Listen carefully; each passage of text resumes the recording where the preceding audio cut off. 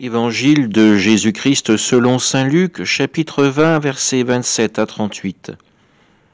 En ce temps-là, quelques Sadducéens, ceux qui soutiennent qu'il n'y a pas de résurrection, s'approchèrent de Jésus et l'interrogèrent.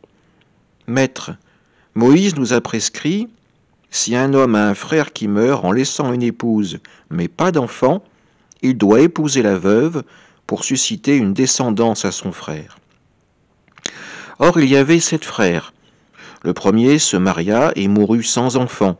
De même le deuxième, puis le troisième épousèrent la veuve, et ainsi tous les 7. Ils moururent sans laisser d'enfant.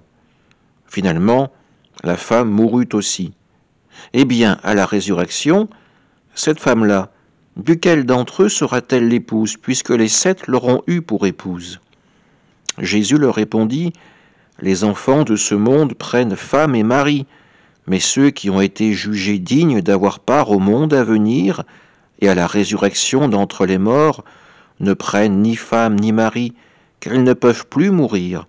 Ils sont semblables aux anges, ils sont enfants de Dieu et enfants de la résurrection. Que les morts ressuscitent, Moïse lui-même le fait comprendre dans le récit du buisson ardent, quand il appelle le Seigneur le Dieu d'Abraham, Dieu d'Isaac, Dieu de Jacob. Il n'est pas le Dieu des morts, mais des vivants. Tous, en effet, vivent pour lui. Acclamons la parole de Dieu. Les Sadducéens veulent piéger Jésus avec cette drôle d'histoire d'une femme aux 7 maris. À la résurrection, lequel des frères sera considéré comme l'époux légitime de cette femme? Le premier, le dernier? Jésus ne répond pas à cette question. Il leur montre finalement la stupidité de leur raisonnement. Quand on est ressuscité, eh bien on est autre. On n'entre plus dans les considérations du monde terrestre.